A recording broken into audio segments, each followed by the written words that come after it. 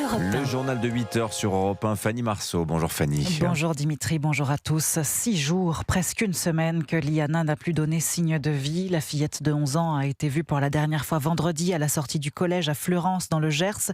Les recherches se poursuivent sur le terrain et les enquêteurs espèrent obtenir des éléments de Jérôme B, unique suspect mis en examen lundi pour enlèvement et séquestration. Bonjour Charles Bouchin. Bonjour Fanny, bonjour à tous. Envoyé spécial d'Europe 1 dans le Gers, Jérôme B, 41 ans, c'est le père d'une des amies de Liana. Il a déjà fait l'objet d'au moins 4 plaintes pour viol sur mineur. Charles, vous avez recueilli pour Europe 1 le témoignage exclusif d'une camarade de collège qui affirme que Liana et le suspect se parlaient quasi quotidiennement. Oui, cette jeune fille, elle s'appelle Emma, elle a 13 ans et elle connaît bien Liana puisqu'elle se rendait avec elle au collège tous les jours en bus. Et effectivement, elle voyait systématiquement Jérôme B rôder autour de l'établissement avec sa fille Sophia, évidemment, mais aussi et surtout Liana. Tous les matins, elle sortait du bus et elle allait voir le papa de Sophia et Sophia dans la voiture. Le papa de Sophia était toujours garé à la même place, un peu éloigné de la porte du collège. Et elle y restait à environ 20 à 30 minutes. Et c'était vraiment tous les matins. J'ai jamais vu la maman de Sophia. Pour moi, ça me paraissait pas anormal parce que je pensais que ses parents le savaient. Sauf que ses parents ne le savaient pas. Une proximité préoccupante entre Jérôme B et Liana qui interroge d'autant plus que la famille de Liana avait coupé tout contact avec le suspect après une soirée pyjama où l'homme de 41 ans aurait eu des gestes déplacés envers la jeune fille de 11 ans. Merci Charles Bouchin en direct de Fleurance dans le Gers pour Europe 1. Oui, comportement préoccupant, multiples alertes à la justice qui s'est montrée extrêmement peu réactive dans ce dossier. Et le ministre de l'Intérieur et celui de la Justice ont diligenté une enquête administrative sur le traitement de la plainte pour viol visant Jérôme B déposée en août dernier. Il a fallu plus de 9 mois aux enquêteurs pour programmer une audition du suspect.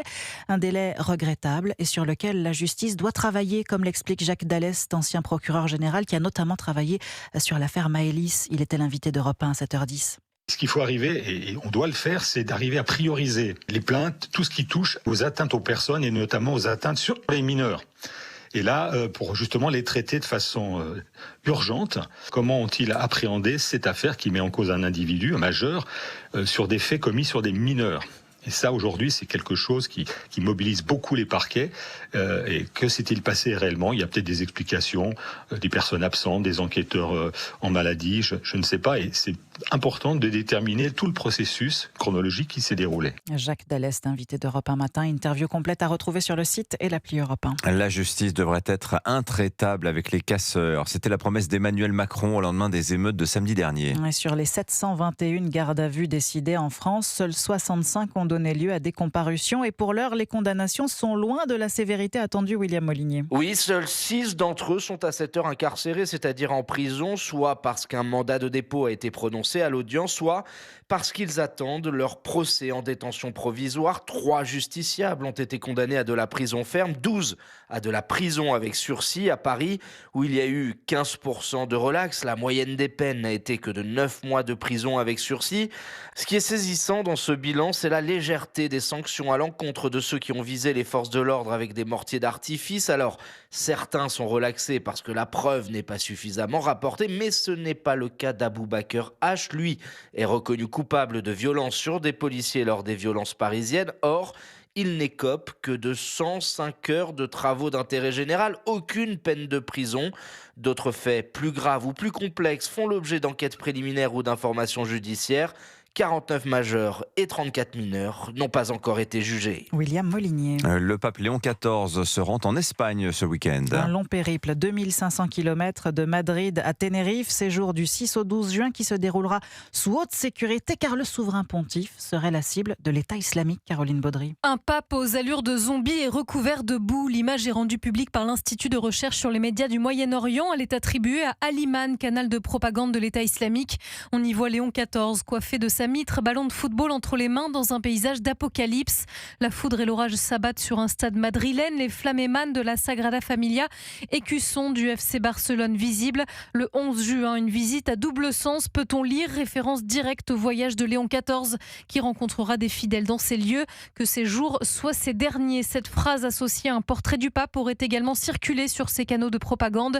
Cet événement est le plus grand défi logistique et sécuritaire de l'histoire du pays selon la police espagnole.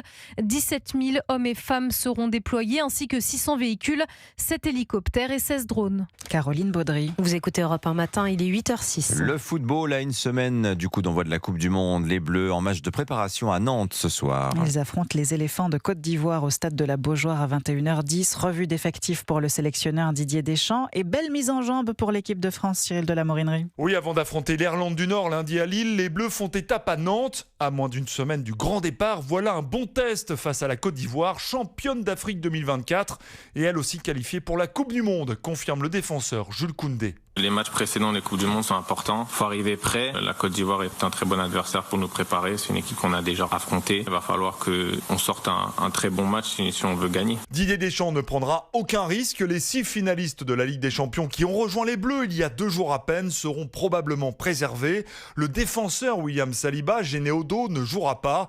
Pour autant, le sélectionneur tient à cette étape nantaise. Beaucoup de supporters ne pourront pas faire le voyage aux États-Unis. C'est toujours bien d'avoir ce contact-là avec nos supportrices et nos supporters et d'avoir cet engouement populaire derrière l'équipe de France. Et puis après, pour beaucoup, ça sera devant la télé, mais c'est bien d'avoir ce passage-là. Avec 56 buts au compteur, Kylian Mbappé espère égaler, voire dépasser ce soir face à la Côte d'Ivoire, l'actuel meilleur buteur de l'histoire des Bleus, Olivier Giroud. Cyril de la Morinerie. Et puis notre série Europe 1 sur les commémorations du débarquement de Normandie, c'était il y a 82 ans. Et parmi les sites encore marqués par ce premier pas vers la libération, la Pointe du Hoc, les rangers américains devaient s'emparer d'une falaise de près de 30 mètres de haut, tenue par les Allemands. Théo Grévin.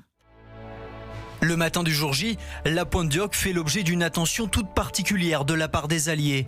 225 rangers américains ont pour mission de s'emparer des batteries d'artillerie allemande au sommet de la falaise.